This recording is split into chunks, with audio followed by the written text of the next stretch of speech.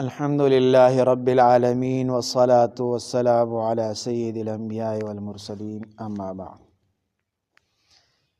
ملحدین کی طرف سے حدیث پر اور فقہ اور علماء پر اعتراضات،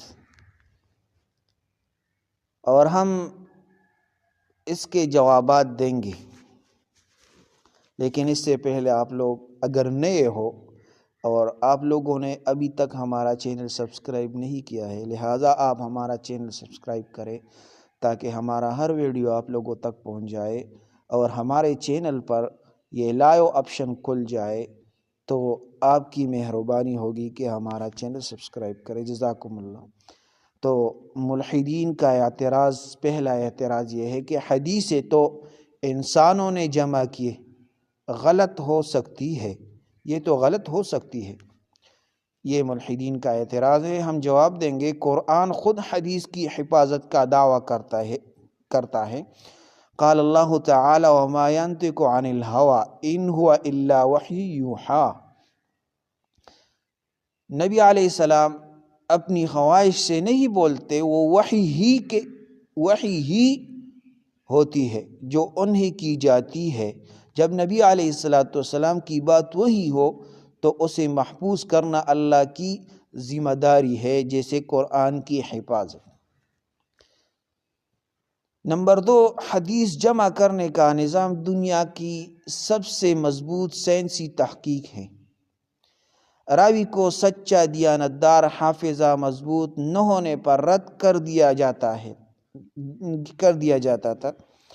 ہزاروں راویوں کی سوانح عمریہ لکھی گئی۔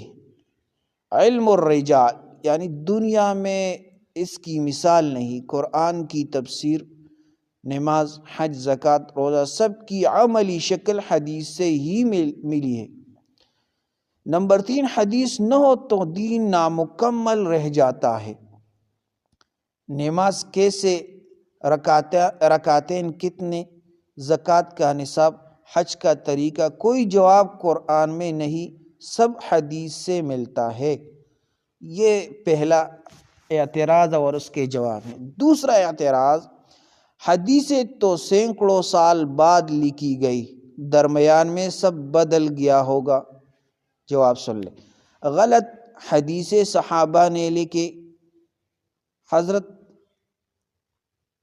یہ جواب میں لکھتا ہے، یہ غلط ہے۔ آپ حدیث صحابہ نے لکھی۔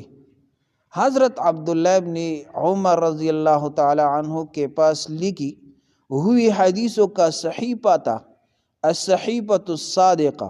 حضرت علی رضی اللہ تعالی عنہ کے پاس حدیثوں کا صحیفہ علی تھا۔ 50 سے زائد صحابہ حدیث لکھتے تھے۔ نمبر 2، تابعین کے زمانے میں باقاعدہ مجموعے تیار ہو چکے تھے۔ امام مالک کی موطا نبی علیہ السلام کے 100 سال بعد لکھی گئی، اور وہ حدیث کا پہلا منظم مجموعہ ہے۔ پھر بخاری، مسلم، ابو داؤد کا کام آیا۔ نمبر 3، سینکڑوں حفاظ حدیث نے ہر دور میں حدیثی زبانی یاد رکھی۔ حدیث کو محفوظ کرنے والے حفاظ اور لکھنے والے محدثین دونوں موجود تھے۔ تحریف کا امکان ختم ہو گیا۔ یہ دوسرا اعتراض اور اس کے جواب ہیں۔ تیسرا اعتراض ملحدین کرتے ہیں کہ حدیثوں میں اختلاف ہے، ایک دوسرے کی مخالف، اس لیے ساری غلط ہے۔ جواب، اختلاف حقیقت کے خلاف نہیں، زاویہ نظر کے مطابق ہوتا ہے۔ ایک صحابی نے واقعہ یوں دیکھا، دوسرے نے دوسرے زاویے سے۔ یہ غلطی نہیں بلکہ دینداری ہے کہ سب روایت محفوظ کی گئی۔ نمبر 2، اختلاف قرآن میں بھی محکم و متشابہ کی طرح ہوتا ہے، جیسے قرآن میں کچھ آیات محکم، کچھ متشابہ، اسی طرح حدیث میں بھی درجات ہے، صحیح، حسن، ضعیف، موضوع۔ نمبر 3، فقہا کا کام یہی ہے کہ اختلاف میں اصل حکم نکالے، یہ خامی نہیں خوبی ہے کہ حدیث میں تفصیل موجود ہے۔ یہ جواب۔ چوتھا اعتراض ملحدین کی طرف سے، حدیثیں تو ضعیف اور موضوع بھی ہے، پھر کیسے مان لیں؟ جواب، محدثین نے خود ضعیف و موضوع کو الگ کر دیا ہے۔ امام بخاری نے 1,00,000 حدیثیں دی کی، صرف 7,000 صحیح لی، یعنی چھان بین سب سے پہلے علماء نے کی۔ اس لیے آج ہمیں صحیح اور غلط حدیثیں علیحدہ مل جاتی ہے۔ نمبر 2، ضعیف حدیث یعنی غلط نہیں، صرف کمزور روایت ہے۔ اکثر ضعیف حدیث عقائد میں حجت نہیں، فضائل میں چل جاتی ہے، حلال و حرام میں نہیں۔ نمبر 3، موضوع حدیثیں علماء نے خود کتابوں میں جمع کر دے تاکہ کوئی دھوکہ نہ دے سکے۔ 5 نمبر اعتراض ملحدین کی طرف سے، فقہ انسانوں کی بنائی ہوئی ہے، اسے ماننے کی کیا ضرورت ہے؟ جواب، فقہ قرآن حدیث صحابہ کا فہم ہے۔ فقہ بنائی ہوئی چیز نہیں بلکہ وحی عملی کی تفصیل ہے۔ نمبر 2، فقہ نہ ہو تو قرآن و حدیث سمجھنا ناممکن۔ مثال کے طور پر قرآن کہتا ہے نماز قائم کرو، طریقہ فقہ سے ملا۔ وَآتُوا الزَّكَاةَ طریقہ فقہ سے ملا۔ وَالسَّارِقُ وَالسَّارِقَةُ فَاقْطَعُوا، یہ اس کا طریقہ، یعنی کن حالات میں ہاتھ کٹا جائے گا، فقہ یہ طریقہ بتاتی ہے۔ نمبر 3، فقہا سائنسدانوں کی طرح محقق تھے، جیسے سائنسدان تجربات کرتے ہیں ویسے فقہا دلیلیں جمع کر کے قانون نکالتے ہیں۔